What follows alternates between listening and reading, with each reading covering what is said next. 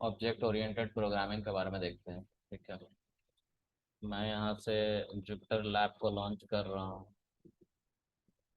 Object oriented programming में हमने paradigm के बारे में पढ़ा था कल।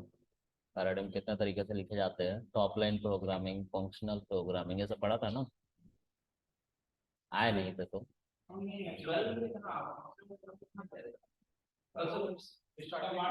स्टार्ट नहीं हुआ था? ओके सॉरी, किसी और बैच में हुआ होगा, sorry. Okay okay okay okay okay, got it got it. चलो,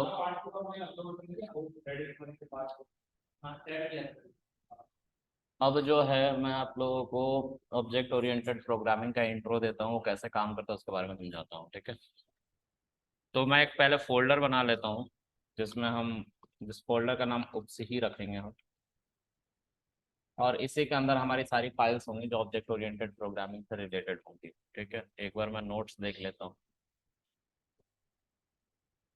ठीक है, अब इसके अंदर जो हमने कल टॉपिक लिखे थे, कल लिखे थे, पहले लिखे थे, पहले के लिखे थे।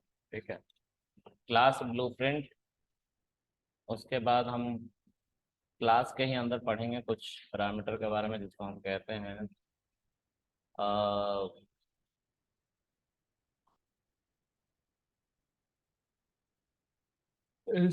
Instance variable. दूसरा है हमारा कंस्ट्रक्टर। कंस्ट्रक्टर जो होता है और कुछ नहीं होता है, एक फंक्शन होता है, मैजिक फंक्शन, जिसको हम def underscore underscore init underscore underscore parenthesis दिखाते हैं। और इसके अंदर एक सेल्फ होता है, तो हम सेल्फ कीवर्ड के बारे में भी पढ़ेंगे, इसका क्या यूज है। ठीक है, फिर उसके बाद हम क्लास मेथड्स और स्टैटिक मेथड्स के बारे में पढ़ेंगे, तो इनको बाद में पढ़ेंगे, इन तीनों को पहले पढ़ लेंगे। ठीक है, एक और है पैरामीटर जिसको हम कहते हैं क्लास वेरिएबल। ठीक है, ओके।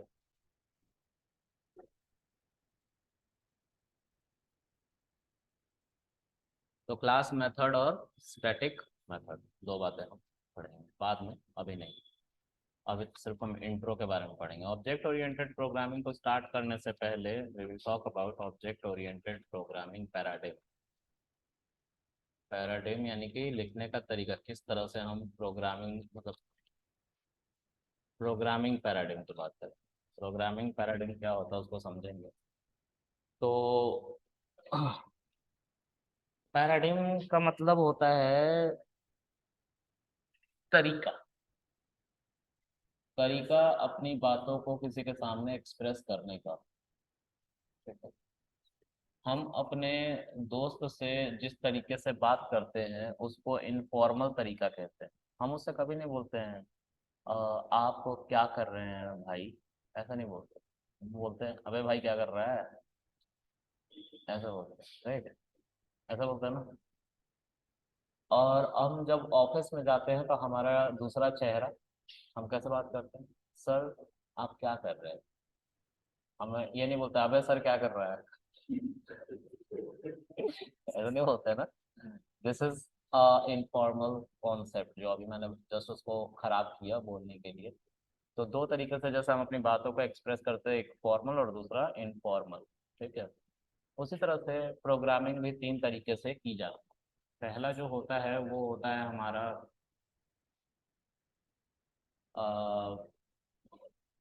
टॉप लाइन प्रोग्रामिंग, दूसरा होता है प्रोसीजरल प्रोग्रामिंग, और तीसरा होता है ऑब्जेक्ट ओरिएंटेड प्रोग्रामिंग। ठीक है, तो टॉप लाइन प्रोग्रामिंग, दूसरा होता है प्रोसीजरल प्रोग्रामिंग, फिर होता है ऑब्जेक्ट ओरिएंटेड प्रोग्रामिंग, उसके बाद होता है यहाँ पे,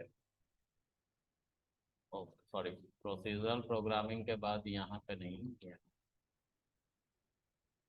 ठीक है, यहाँ पे जब आप जाओगे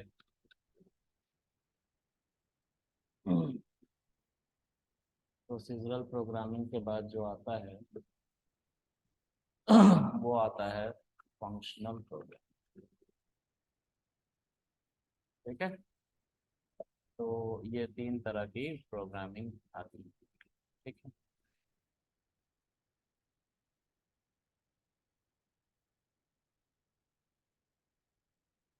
तो पहले हम प्रोग्रामिंग पैराडाइम के बारे में पढ़ेंगे कि प्रोग्रामिंग पैराडाइम क्या होती है। तो वो जैसा मैंने एक फाइल बनाया था ऑब्जेक्ट ओरिएंटेड के नाम से, उसी के अंदर अब हमारी सारी फाइल्स होंगी जब भी हम ऑब्जेक्ट ओरिएंटेड का जिक्र करेंगे। तो इसके अंदर मैं एक पाइथन की फाइल बनाने जा रहा हूँ। ठीक है। तो पाइथन की फाइल बनाने के लिए मुझे इस पर क्लिक करना पड़ेगा और हमारा एक अनटाइटल नाम की फाइल बन गई। इसको सेव करूंगा तो इसमें पूछेगा कि इसका नाम क्या देना चाहते हो, तो मैं प्रोग्रामिंग पैराडिम इसका नाम देना चाहता हूँ। ठीक है। एक्सटेंशन क्योंकि जुपिटर लैब की फाइल है तो एक्सटेंशन IPYNB रहेगा। ठीक है, उसमें कोई चेंजेस नहीं होगा। ठीक है। उसके बाद है यहाँ पे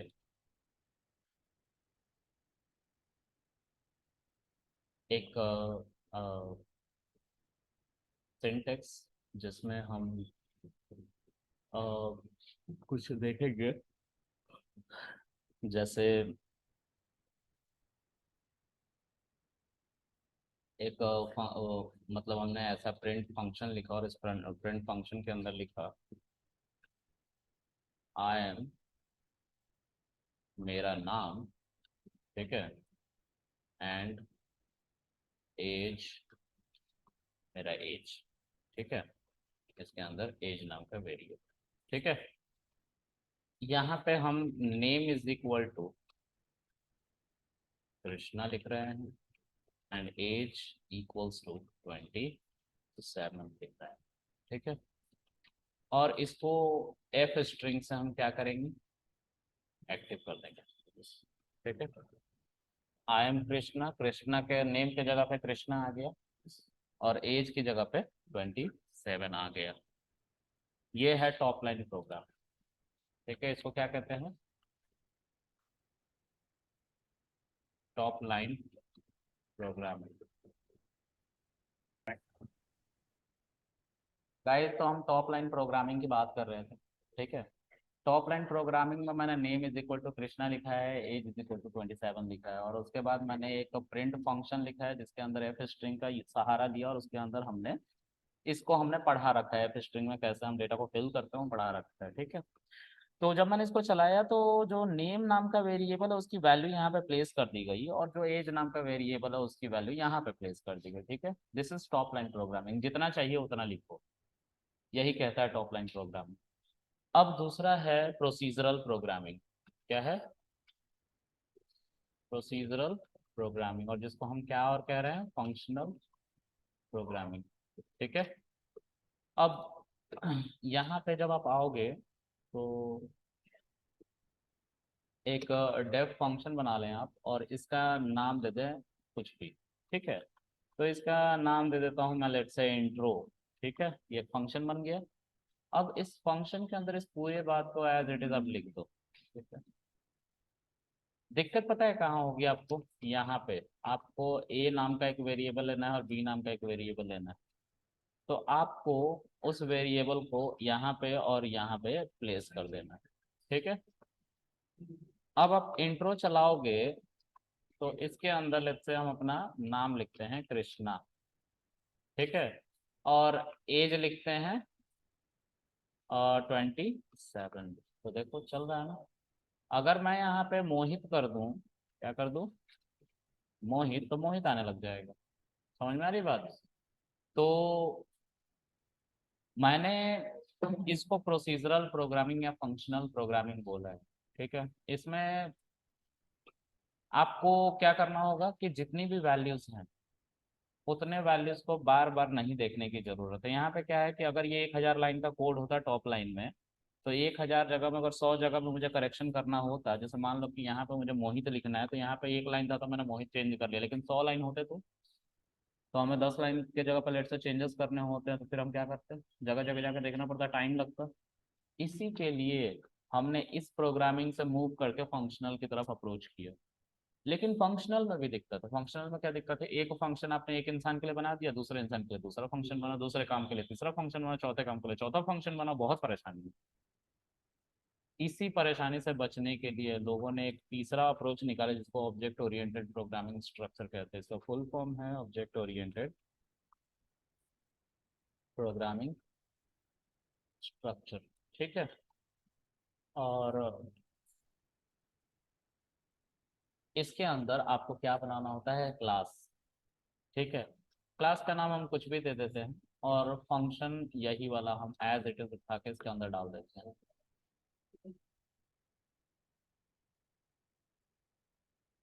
ठीक है।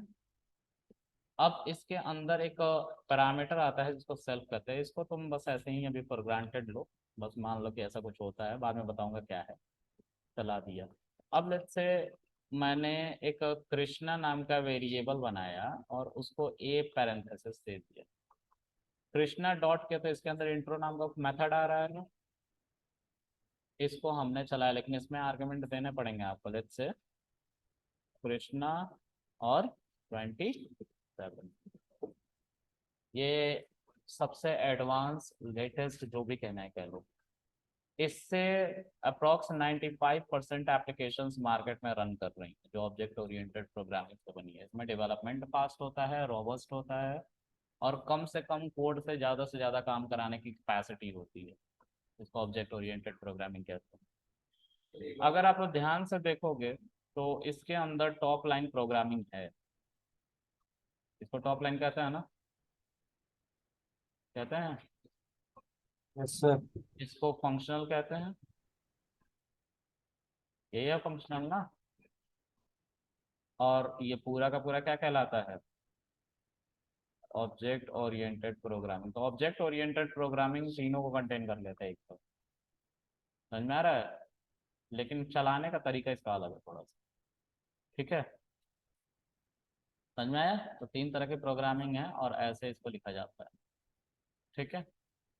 ऑब्जेक्ट ओरिएंटेड प्रोग्रामिंग सबसे ज़्यादा पावरफुल है, रॉबस्ट है ना। अभी मैं इसका यूज़ कैसे समझाऊंगा आप लोगों को। तो आगे बढ़ते हैं।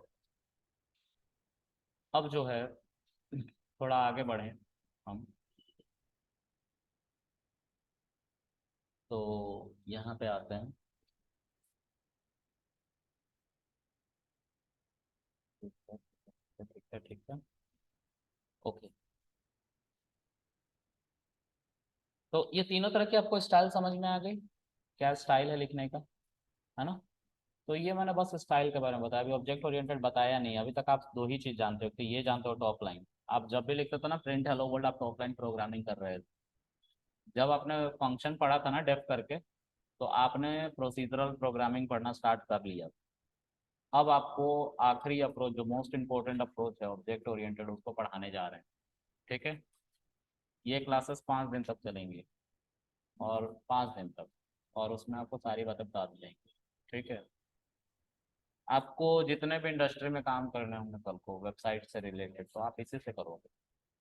ठीक है। बाकी और भी कुछ कॉम्प्लेक्स कोडिंग करनी होगी तो आप इससे करोगे।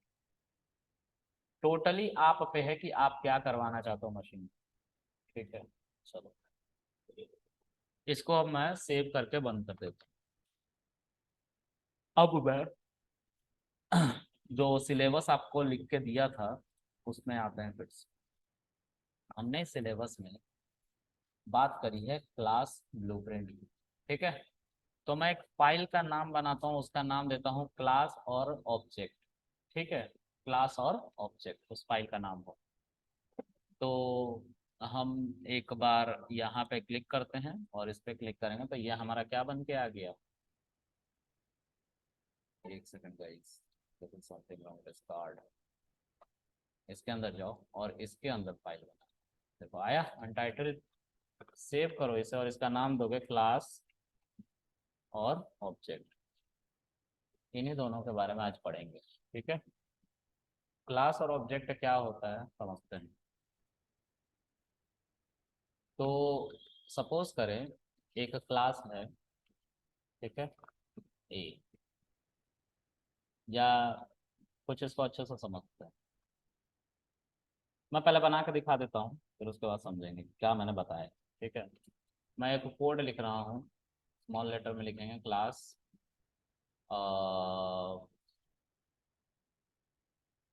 मोबाइल। ठीक है।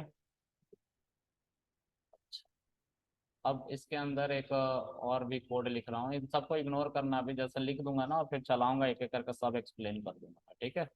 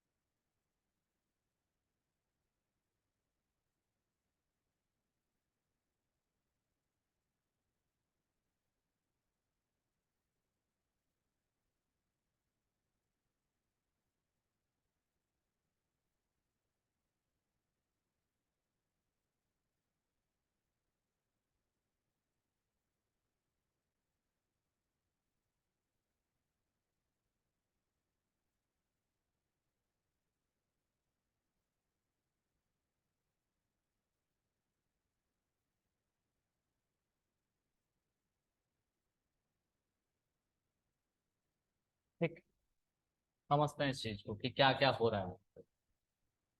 देखो, क्लास के अंदर दो मोस्ट इंपॉर्टेंट कैटेगराइजेशन, पहला है एट्रीब्यूट, दूसरा है फीचर। पहला क्या है? एट्रीब्यूट है, दूसरा क्या है? फीचर है। एट्रीब्यूट क्या होता है?